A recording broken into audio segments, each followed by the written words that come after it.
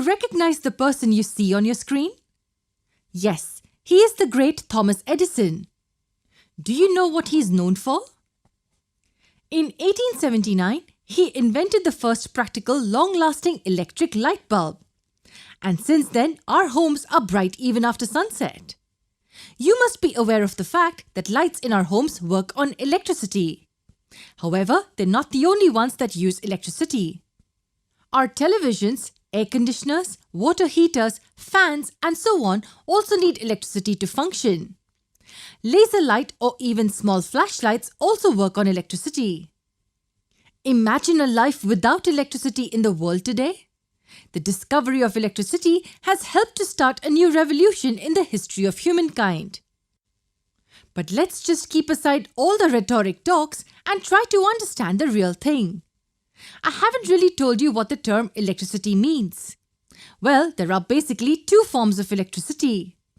One is static electricity and the other is dynamic electricity. For now, we are only interested in dynamic electricity. From the name itself, we can say that it implies moving electricity, or more precisely, moving electric charges. Now the next question you have will be, what are electric charges? The concept of electric charges is very important in physics and it cannot be explained in a video or two. But I will still try to give you a short and to-the-point explanation of this concept. So let's begin. There are two types of electric charges. Positive, denoted by the plus sign, and negative, denoted by the minus sign. Think of magnets for a moment. We know that two like poles, that is, two north or two south poles of magnets, repel each other. And unlike poles attract each other. Similarly, like charges, that is, two positive or two negative ones, repel each other, and unlike charges, that is, a positive and a negative one, attract each other. But what exactly is charged? Or in other words, who actually carries these charges? Well, these charges are carried by tiny particles with incredibly small mass. They are called subatomic particles.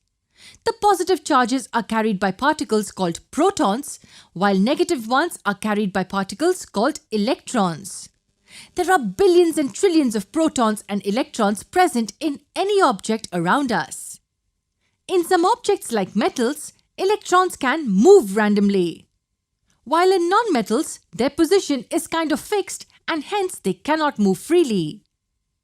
Now, any appliance in our house, for example a tube light, works because the negatively charged electrons are moving in the wire in one direction. This unidirectional motion of electrons in a wire is also called electric current. These wires are made of metal, usually copper or aluminium, and you can understand why. But why are the charges in a wire moving in one direction? Or what makes the charges move in the wire? The charges move in one direction in the wires because of the energy supplied to them by the transformers.